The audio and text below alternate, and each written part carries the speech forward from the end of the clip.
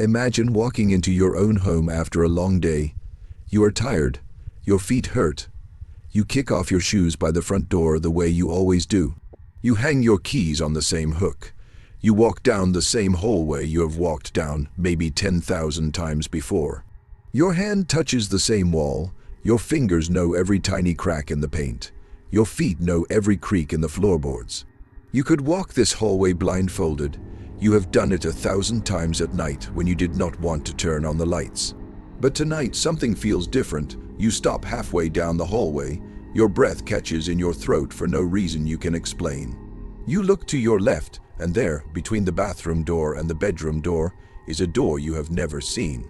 Not a closet you forgot about, not a room you ignored because it was full of boxes. A whole door, wooden. Dark, old, with a brass handle that does not match any of the other handles in your house. The paint on the door is slightly darker than the walls around it, as if the door has been there for decades, but someone painted over it again and again, trying to hide it. You blink, you rub your eyes, you tell yourself you are just tired, you worked late, you did not sleep well last night. But the door does not go away. You take a step closer. The floorboard under your foot does not creak. It should creak. You know exactly which floorboards creak. You have memorized them, but this one is silent, as if the floor itself is holding its breath. You reach out your hand toward the brass handle. Your fingers are inches away. And then you hear it, breathing, not yours, not loud, not heavy, just present, slow, rhythmic, like someone is standing on the other side of the door waiting. Not moving, not knocking, just breathing, waiting for you to turn the handle. Before you tell yourself this could never happen, you need to know something. Architects, engineers, city planners, and even demolition crews have a quiet secret. A secret they do not put in any manual. A secret they do not talk about at dinner parties. Some rooms were never drawn on any blueprint. Some rooms were never approved by any building inspector. Some rooms were never built by any construction crew, and yet they are there, solid, real, waiting. And the scariest part, they have always been there. You just never noticed them before, and once you notice them, they notice you back. I am glad you found this video, really. Before we go any deeper into the darkness, do me a quick favor. Hit that like button and subscribe to the Fear Sermon. Trust me, you want to stay on this side of the screen tonight. You do not want to be on the other side of that door. Let me take you back to Chicago, 2008. A maintenance worker named Frank had been working in the same 12-story office building for 19 years. 19 years. He started when he was 23 years old. He knew every pipe, every electrical panel, every locked supply closet, every bathroom on every floor. He knew which windows stuck in the summer. He knew which radiators banged in the winter. He knew the building better than the architect who designed it. One Tuesday morning, Frank's supervisor asked him to do a full floor-by-floor door count for a fire safety inspection. Simple job, boring job. Frank had done it a dozen times before. He started on the 4th floor. The blueprints from 1963 showed 14 doors on that hallway. 14, Frank had counted them before. He knew there were 14. He started walking. Door 1. Door 2, door 3, he counted in his head the way he always did. Door 10, door 11, door 12. Door 13, door 14, he stopped. He looked up. There was a door 15, gray metal, no handle on the outside. No room number, no peephole, no sign, just a flat gray surface with a thin crack where the door met the frame. Frank laughed. He thought maybe he had missed one. He walked back to the beginning of the hallway and counted again. Door 1, door 2, door 3, door 14, door 15, still 15.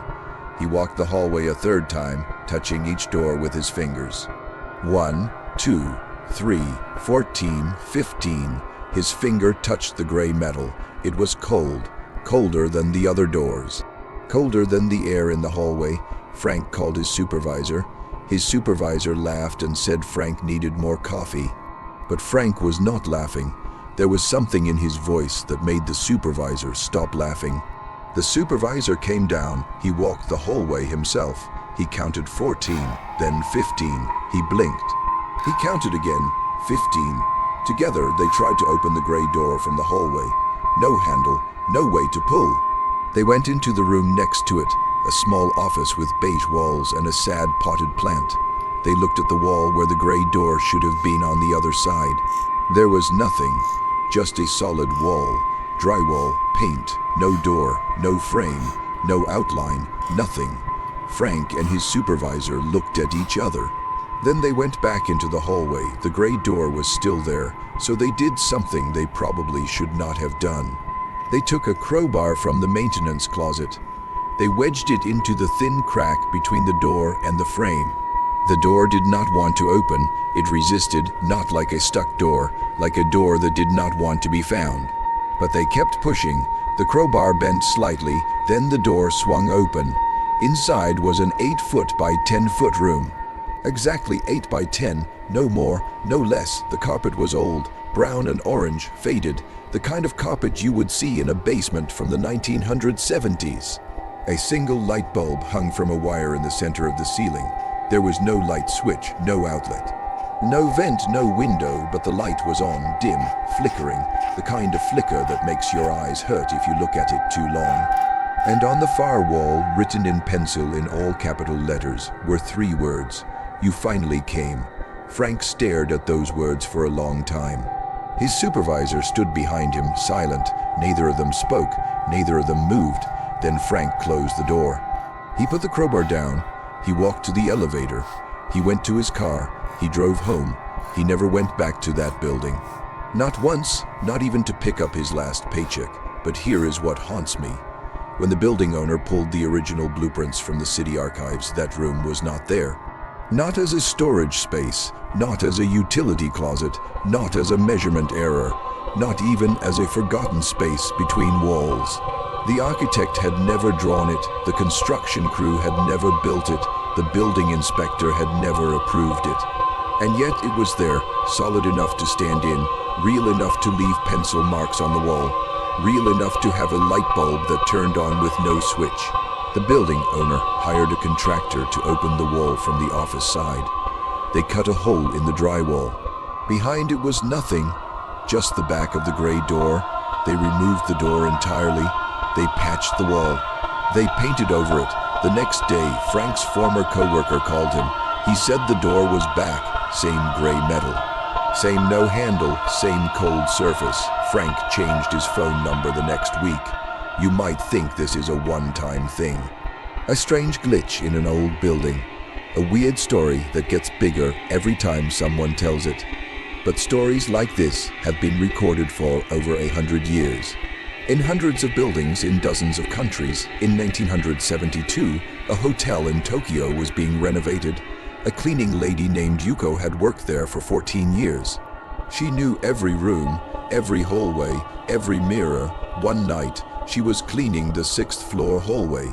It was late, almost midnight. Most of the guests were asleep. Yuko was polishing a full-length mirror at the end of the hallway. The mirror was bolted to the wall. It had been bolted to that wall since the hotel opened in 1935. Yuko had cleaned that mirror thousands of times. But that night when she wiped the glass, the mirror slid sideways, not much. Just a few inches. Yuko stopped. She wiped again. The mirror slid open another few inches. Behind it was a small door, wooden, old. The paint was cracked and peeling. The door was no taller than 3 feet. A child's door. Yuko hesitated. She was not a curious person. She was a practical person. She should have called her manager. She should have walked away. But something made her kneel down. Something made her open that small door. Behind it was a room no bigger than a closet, 4 feet by 4 feet. The walls were bare wood, no paint, no wallpaper. Inside there was a small wooden chair, a child's shoe, a single sock, and a calendar from 1945. The calendar was hanging on the wall by a single nail. It was open to August. The pages were yellow and brittle.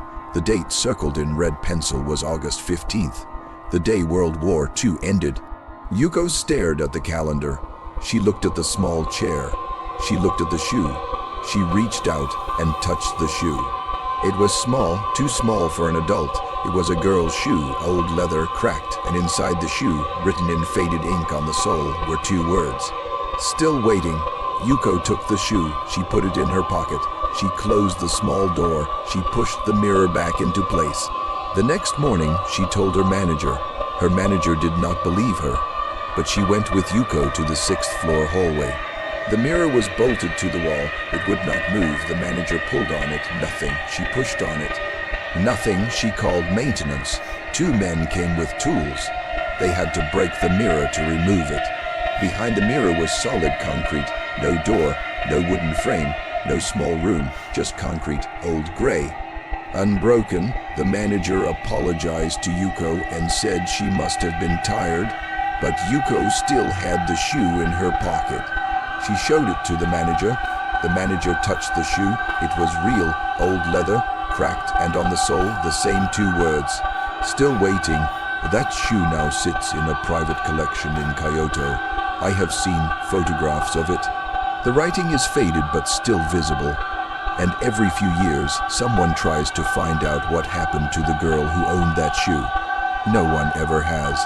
It is as if she never existed, except for the shoe, and the small room that was never there, and the calendar that stopped on August 15th, 1945, the day the world changed and the day someone started waiting. In London, 1995, a night security guard named Marcus worked at an old natural history museum. The museum had been built in 1881. It was full of dark corners and forgotten hallways. Marcus had worked the midnight shift for 3 years. He knew every shadow, every creak, every echo. One night, he was doing his usual rounds. He walked down a corridor he had walked 1,000 times. Marble floors, high ceilings, glass cases filled with stuffed birds that seemed to watch him as he passed.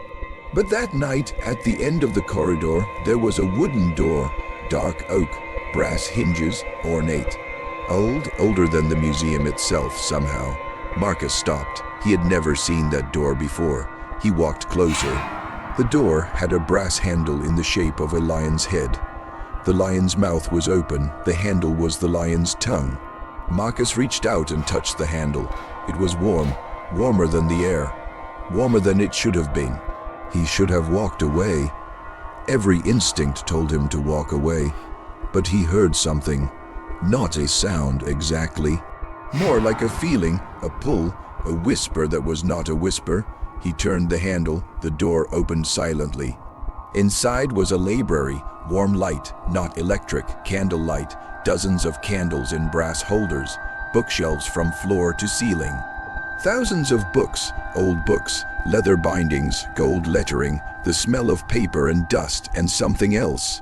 Something sweet, like flowers that should not be blooming indoors. There were leather chairs, a fireplace that had no chimney but had a fire burning anyway.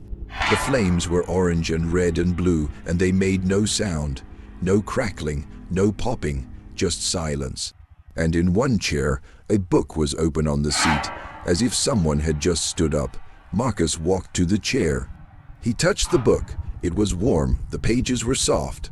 The writing was in a language he did not recognize, but the illustrations were familiar, drawings of doors, hundreds of doors, different sizes, different shapes, different colors, and in the margin of one page, written in English, were the words, "Do not open the green one." Marcus turned to leave. He looked for the dark oak door. It was gone, just a blank wall, marble, cold, solid. He spent 2 hours searching for the door.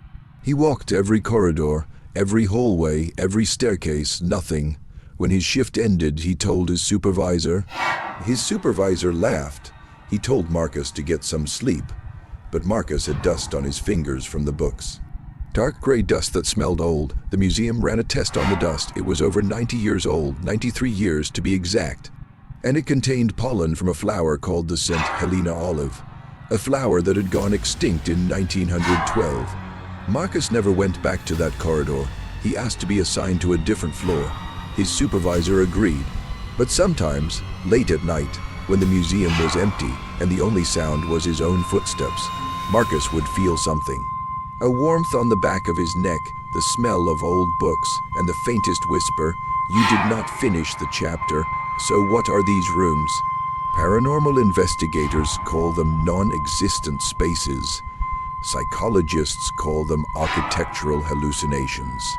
Engineers call them spatial anomalies, but people who study old buildings have a darker name, a name they only whisper. They call them quiet rooms. The theory goes like this. Every building absorbs energy, not ghost energy. Not magic, something simpler and stranger, memory, emotion, repetition. Think about it.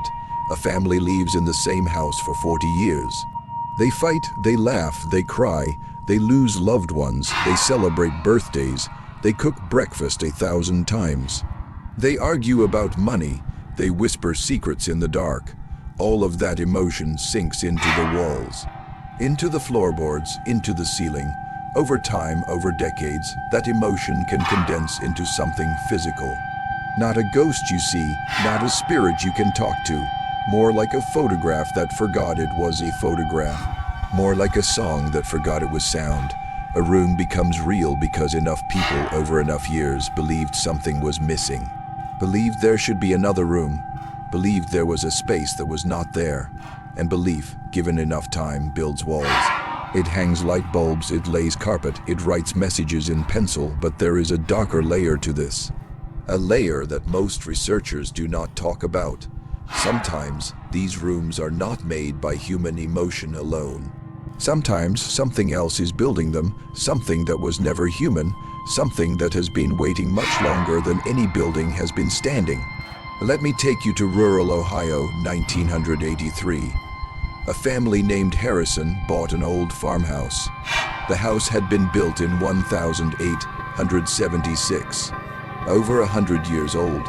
3 generations of the same family had lived there before the Harrisons moved in.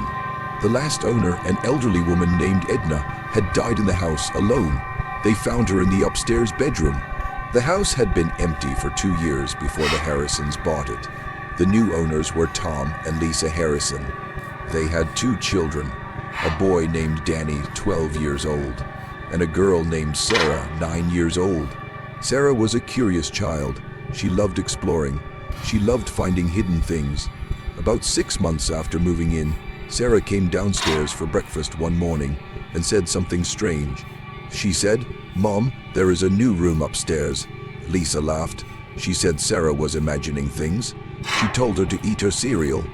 But Sarah was insistent. She said, "No, Mom, it is really there, between your room and the bathroom, a green door." Lisa stopped stirring her coffee. She knew that hallway. She had walked it 100 times. There was no door between the master bedroom and the bathroom. Just a blank wall. She asked Sarah to show her. Sarah took her mother upstairs. They walked past the master bedroom, past the bathroom, and there, between them, was a door. Dark green paint, a brass knob, old. The paint was cracked. The knob was tarnished. Lisa froze. She had vacuumed that hallway the day before. She had looked at that wall. There was no door. There had never been a door, but now there was. Lisa grabbed Sarah's hand. She pulled her daughter downstairs. She called Tom at work. Her voice was shaking. Tom came home early. He was a practical man, an engineer. He did not believe in ghosts or spirits or strange rooms. He went upstairs with a flashlight and a hammer. The green door was still there. Tom tried the brass knob. It turned easily, too easily. He pushed the door open.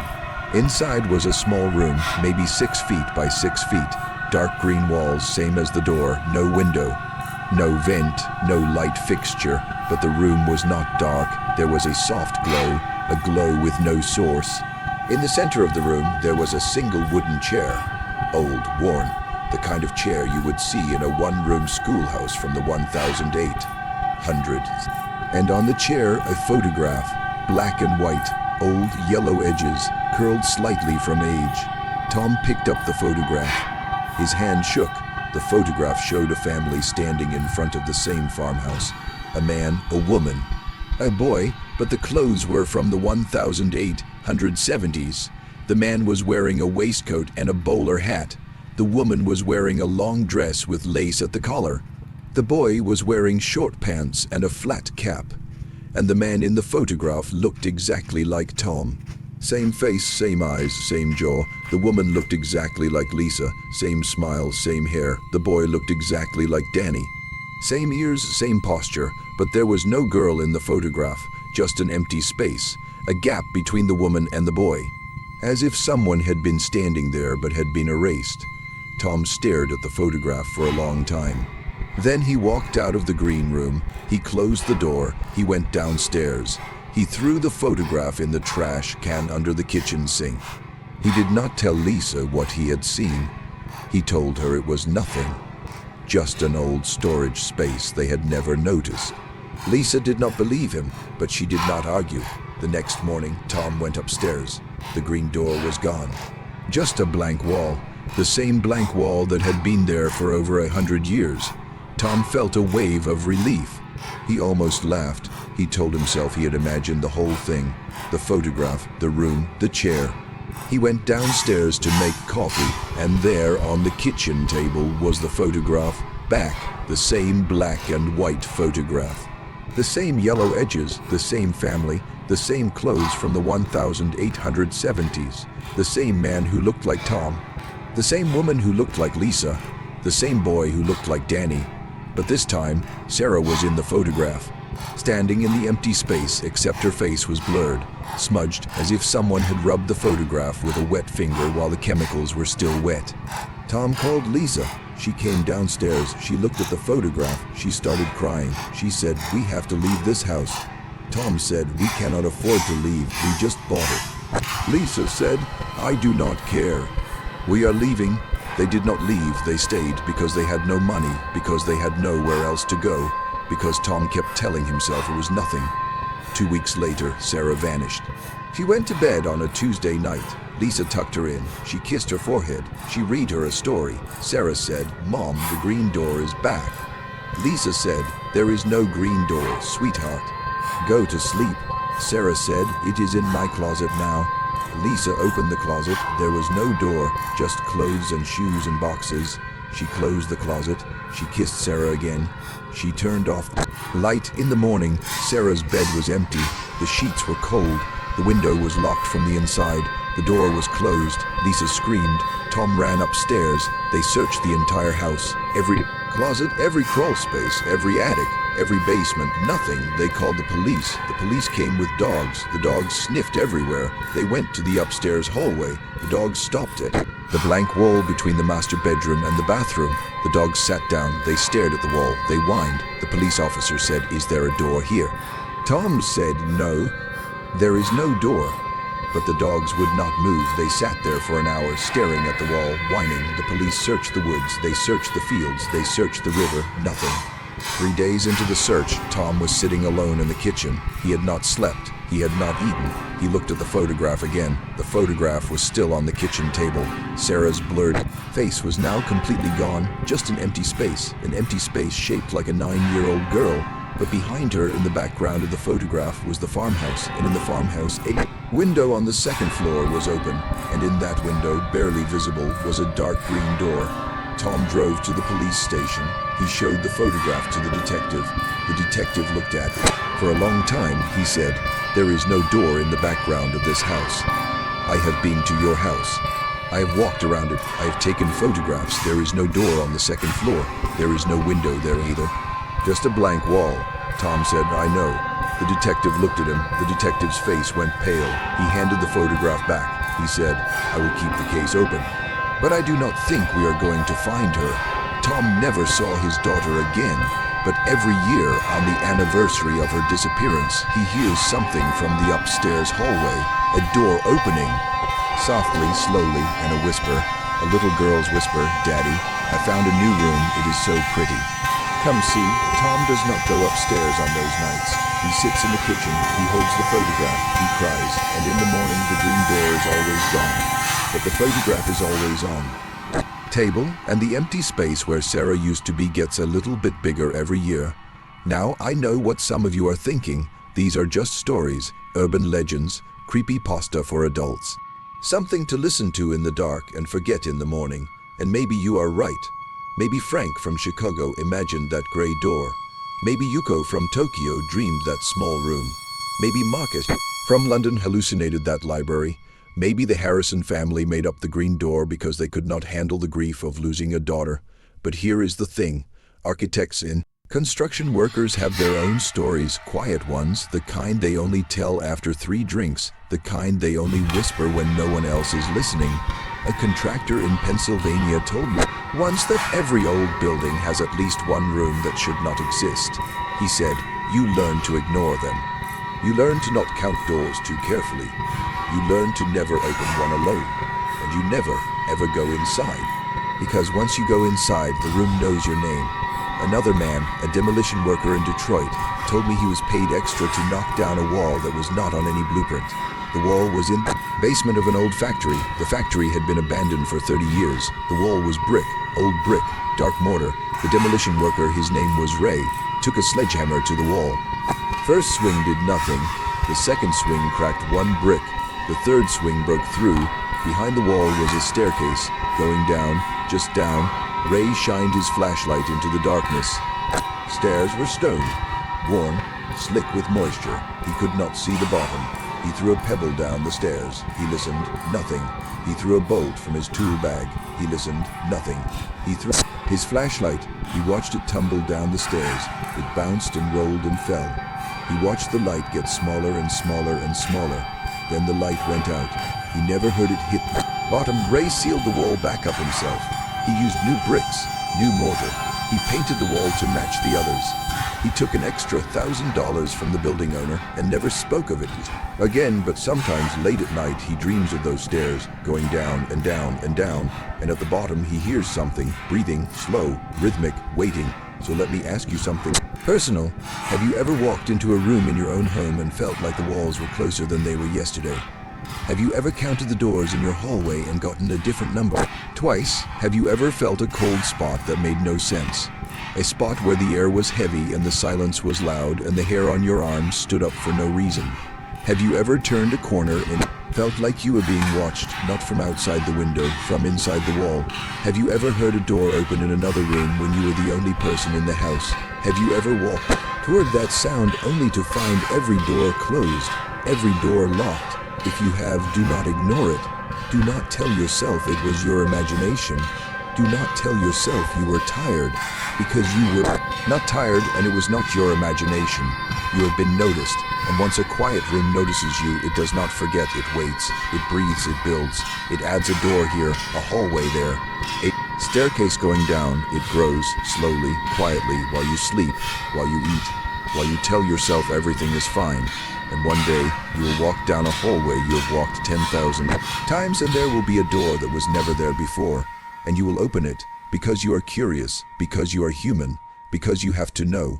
And on the other side of that door, something will be waiting, something that has been waiting for a very long time, something that knows your name, something that wrote your name on the wall in pencil before you were even born. There is a reason old houses have rooms that are always locked. There is a reason grandmothers tell children to never open certain doors. There is a reason why in almost every culture on earth, there is a word for a room that should not exist. In Japanese, it is kakashiheya. The hidden room, in Icelandic, it is holduherbergi. The secret space that was always there. In Swedish, it is det tysta rummet. The quiet room, in English, we do not have a word, but we have the feeling, that cold, quiet, crawling feeling when you turn a corner and see a door you have never noticed, and your heart says, do not open it, do not touch the handle, do not look inside, walk away, but your hand reaches out anyway, because the door wants you to open it, because the room on the other side is hungry, and you smell like dinner. If you have made it this far, you are the kind of person who likes to know what is real. You are the kind of person who stays until the end. So let me give you something real. In 2019, a Reddit user posted a photograph of his childhood home. A simple 2-story house in rural Nebraska. White paint, black shutters, a porch with a swing. The kind of house you would see in 1,000 small towns. In the photograph taken from the backyard, you could see the kitchen window, the living room window, and 3 windows upstairs. But the user said something strange. He said, there are only 2 bedrooms upstairs. So why are there 3 windows? He posted the blueprint of the house, 2 bedrooms, 1 bathroom, 2 windows. But in every photograph he had of the house, from every angle, from every year, There were 3 windows. He went back to the house as an adult. It was abandoned. The yard was overgrown. The paint was peeling. The porch swing was gone. He went inside. The floors creaked. The walls were cracked. Upstairs there were 2 bedrooms, a bathroom, and a long hallway. At the end of the hallway, a door, painted white, no handle, no hinges on the outside, just a flat white surface. He did not open it. He said something felt wrong. Something felt heavy. He took a photograph of the door and left. When he looked at the photograph later that night, the door was slightly open, just a crack, and inside, just barely visible, was a wooden chair, the same wooden chair from the Ohio farmhouse, the same wooden chair from the Chicago office building, the same wooden chair from the Tokyo hotel. He posted the photograph online. Within hours, 3 other people commented that they had seen that same door in different houses in different states. One woman said she saw it in her grandmother's basement in 1987. Another man said he saw it in a hotel room in Florida in 2002. A third person said she saw it in a hospital in Virginia in 2015. The door was identical, white paint, no handle, no hinges, and behind it always a wooden chair, always empty, always waiting. So here is my question to you. Are these rooms appearing because we are looking for them? Or are they appearing because something wants to be found? And the even darker question, if a room can appear out of nowhere, can it also disappear? Can a room swallow a person? Can a room remember a face? Can a room hold a grudge? Can a room get hungry? Can a room get lonely? Can a room fall in love with the sound of your heartbeat? Can a room decide that it wants you to stay forever? I do not have all the answers. No one does. But I know this. The next time you walk into a building, any building, pay attention, count the doors, notice the walls, feel the air. If something feels wrong, trust that feeling. Trust it with your whole body. Because your ancestors, the ones who lived in caves and feared the dark, they passed that feeling down to you through thousands of years of blood and bone and survival. It kept them alive. It kept their children alive. It kept their children's children alive. And it might keep you alive too. Do not open the door. Do not go down the stairs. Do not follow the whisper. Do not look for the room that was never in the blueprints, because it is not lost. It is not hidden. It is not waiting to be found. It is waiting to find you. Before you leave this video, I need you to do something. For me, first, comment below with the word blueprint if you made it to the end. Just that one word. Let me know you are out there. Let me know you are still on this side of the door. Second, share this video with someone who loves a good mystery, someone who is not afraid to think about the spaces between spaces, someone who will watch it alone in the dark with the doors locked. Third, and this is important, if you have ever seen a door that should not exist, tell me about it in the comments. Do not leave out any details. What color was the door? Where was it? Did you open it? What did you see? What did you hear? What did you feel? You never know who else has seen the same door. You never know who else is looking for answers. And you never know who else is still waiting on the other side. This has been the Fear Sermon. Thank you for staying until the end. Most people do not. Most people click away around the 4-minute mark. Their hearts start beating too fast. Their palms start sweating. Their eyes start looking at their own hallway, their own doors, their own walls, and they click away, but not you. You stayed. You stayed through every story, every door, every whisper, and that means something. That means you are ready, ready for the truth, ready for the next step. So lock your doors tonight.